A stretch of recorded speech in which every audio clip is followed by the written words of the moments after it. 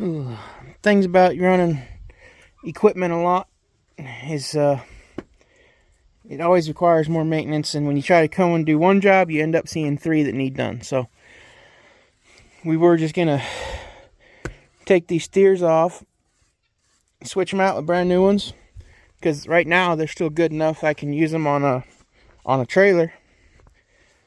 And I don't like running steer tires too far down.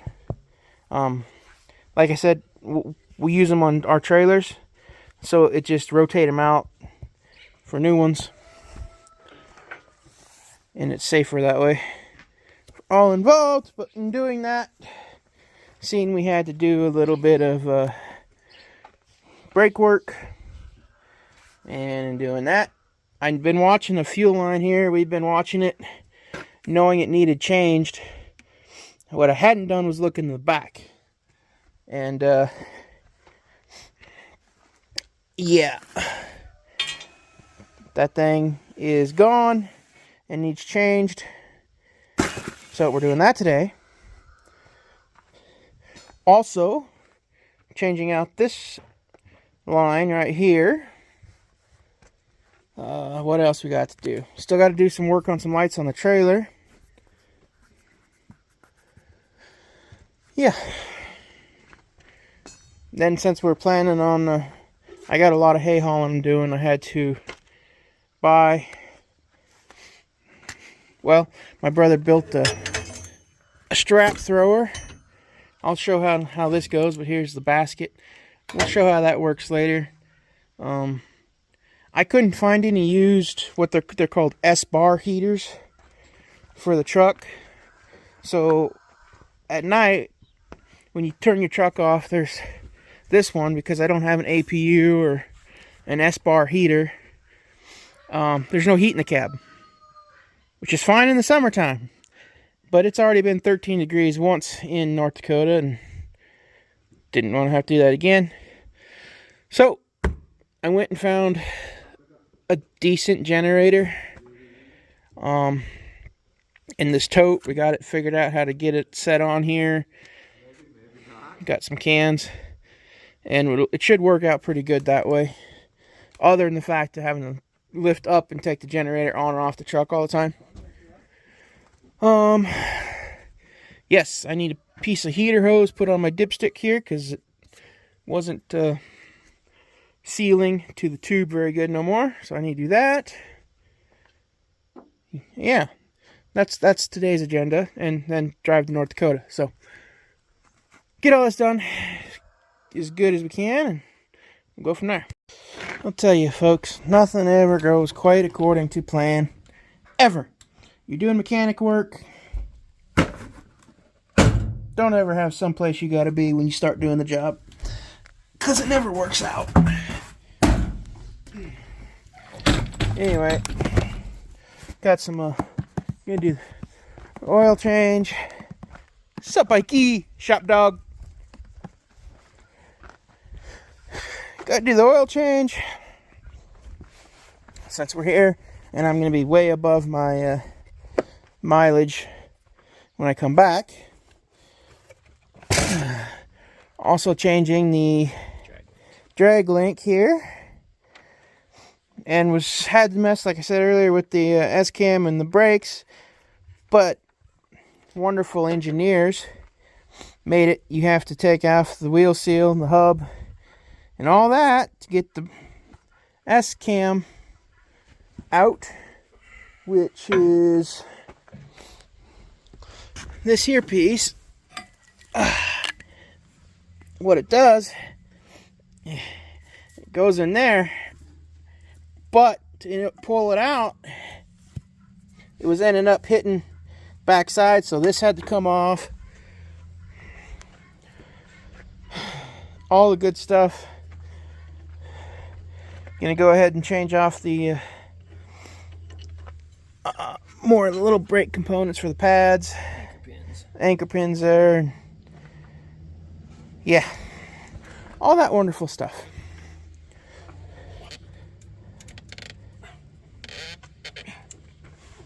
Want me to turn the steering? Oh, you're doing that.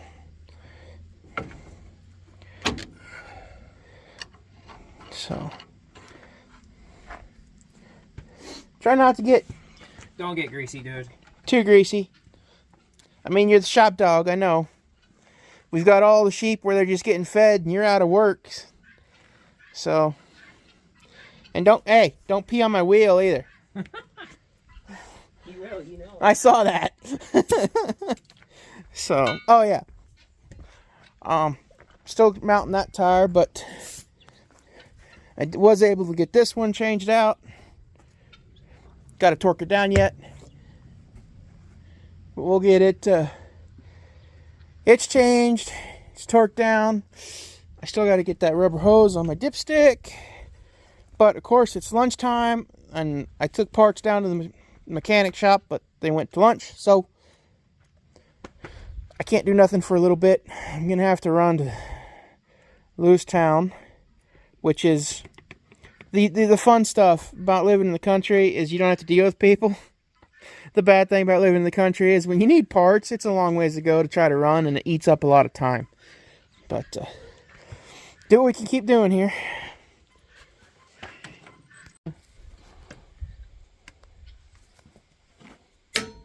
Of course, you always want to make sure that you torque your lug nuts down. You do not want to have them come off.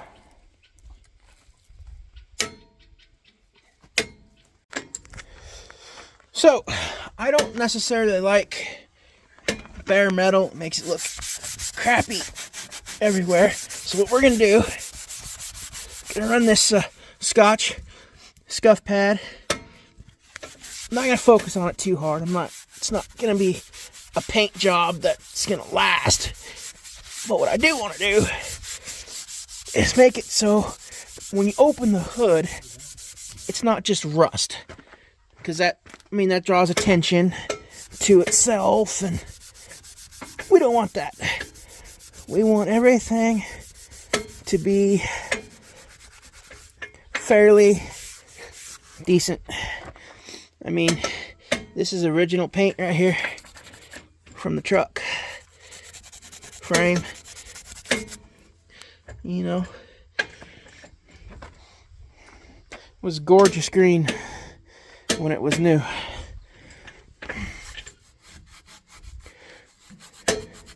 So now I'm gonna go to the house and get a few other little supplies and be back. The old motor's looking dirty again. I gotta give it a good bath now. I did one summer, I did come through and I bought some Caterpillar paint and painted it, and it still looks pretty nice, really, for what it is.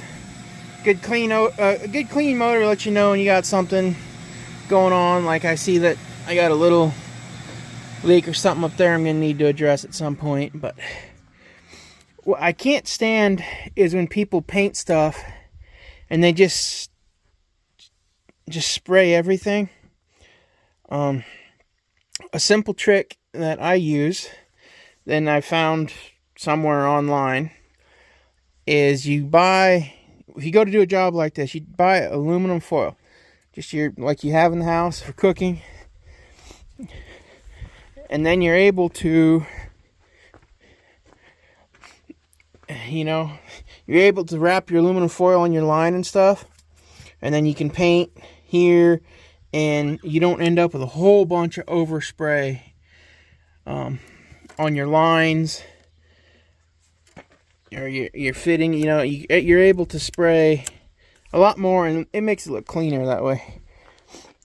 Down here, that's a little overspray for my primer. I'm not too concerned with that, but like I said, that's just primer at the moment. I still got to paint it. It'll be black, most likely, if I can find a black spray can. It might be dealer's choice on what color that ends up being, but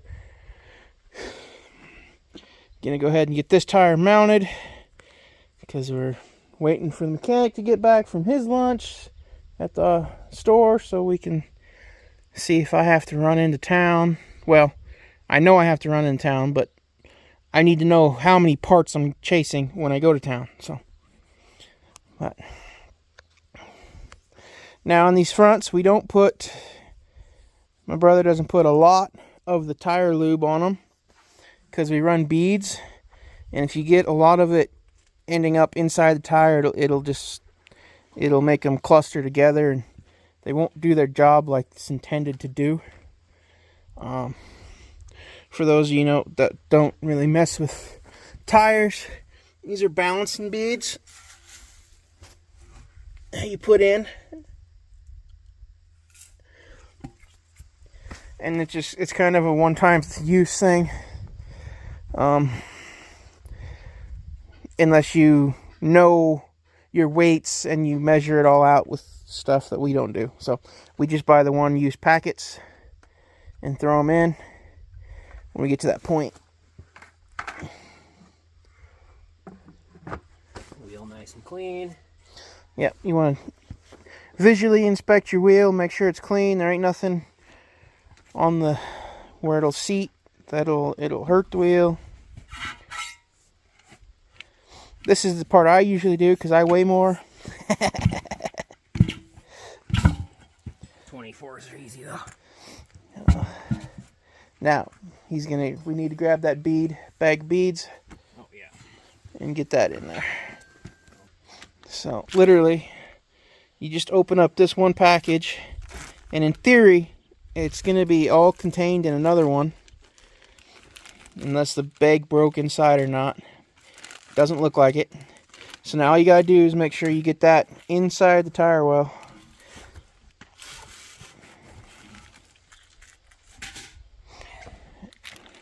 And then they also come with a new cap and valve core. Core that's supposed to keep the beads from getting into, from jamming it up, jamming in there. Yeah. So that when you're checking your tire, if you put the stem, especially at the old ones when you used to do these beads, if your stem was towards the bottom when you'd air up your tire, the dang beads would get stuck in there, and you have to put the air on and off about 5 times to get the bead blowed back out of there.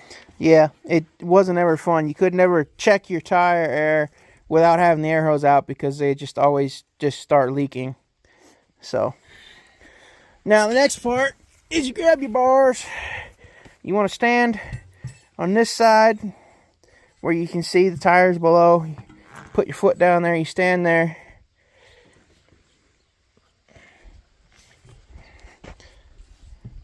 And you want to work your way around. You don't want to take too big of bites, otherwise you'll end up ripping here and then you'll ruin a tire. So you don't want to take too big of bites. Don't want to get too fast about it.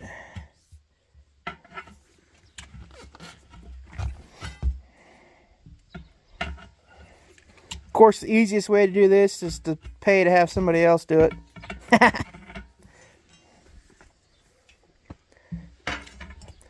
So we usually put 3 bars on it here at the end,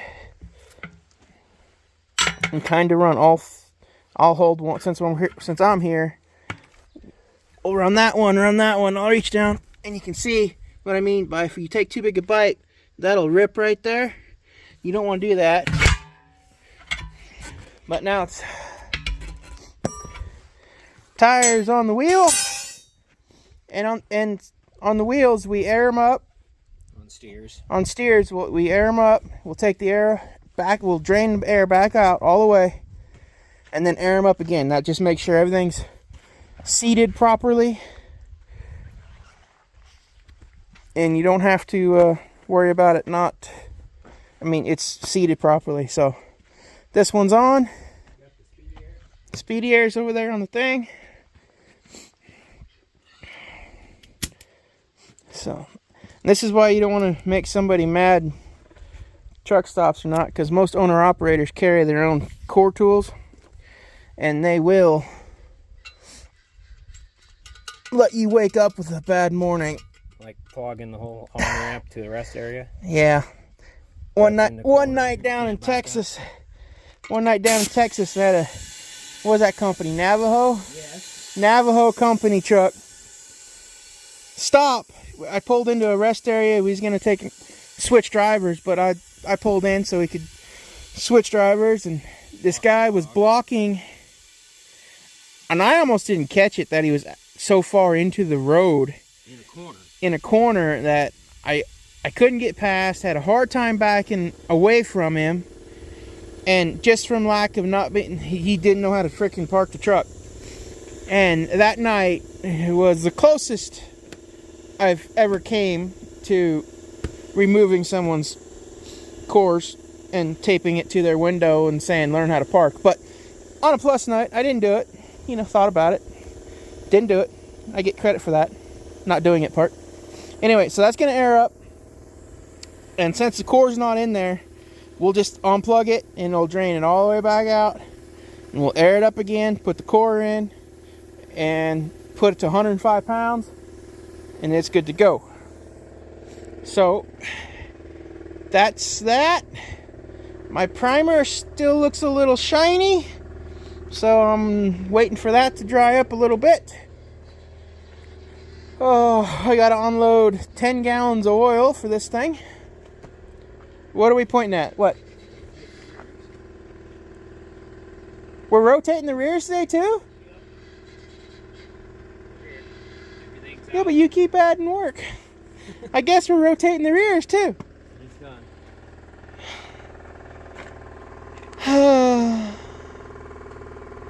I got a feeling I'm not going to North Dakota tonight. Anyway. So, we're going to rotate the rears. I guess. I need a coffee. Anyway, I'm going to go unload that oil. Like I said, it's 10 gallons. We must have bought enough for Johnny, huh? Yeah, 2 filters, 20 gallons of oil. Anyway, so I'm going to go ahead and unload this.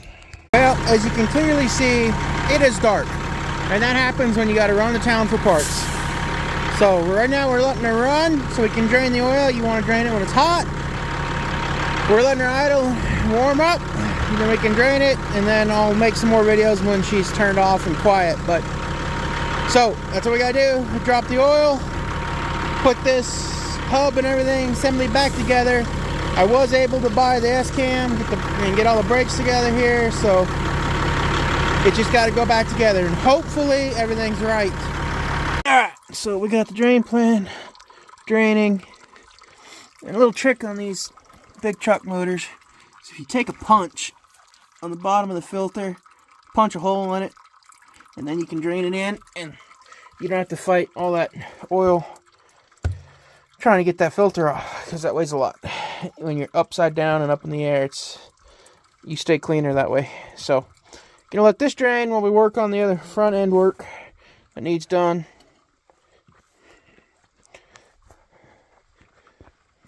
Over here.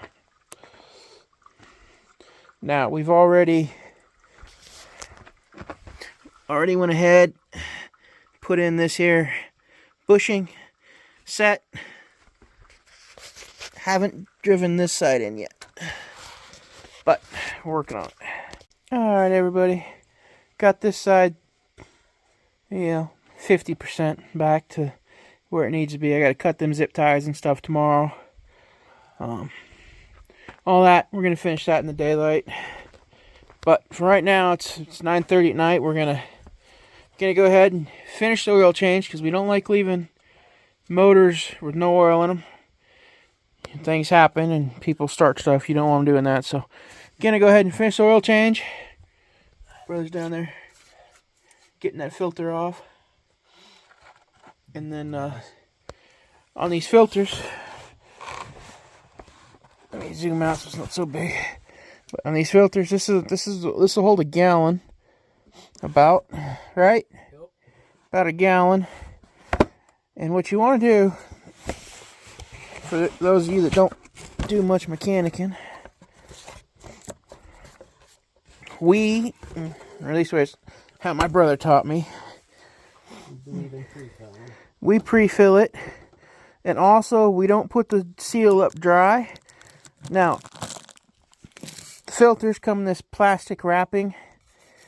This comes off, but we'll put a layer of oil, just a finger, and we'll rub oil on the O-ring. Don't drop it in the dirt. put it on the O-ring and then put it up there. So, and we do pre-fill. Like I said, that's about a gallon's worth. So I do try to fill in the outside hole on these, so technically it does filter. yeah, and we don't fill in these holes. We do put it down there so I won't drop it. We try to fill out here and let it sink in, so then it'll filter it in. If you just pour in this hole, then it's got unfiltered oil going straight to your motor. If you pour out here, it'll somewhat filter it. So anyway, that's what we're gonna do. It's gonna take 10 gallons. We run Lucas. Gallon of that, it makes it a little bit stickier. So keep everything lubricated up on top good if it does end up sitting a while. But we're gonna do this and call it a night. Like I said, it's 9:30. We'll be done here by 10 o'clock and in the house and starting again when it's daylight. So y'all have a good one.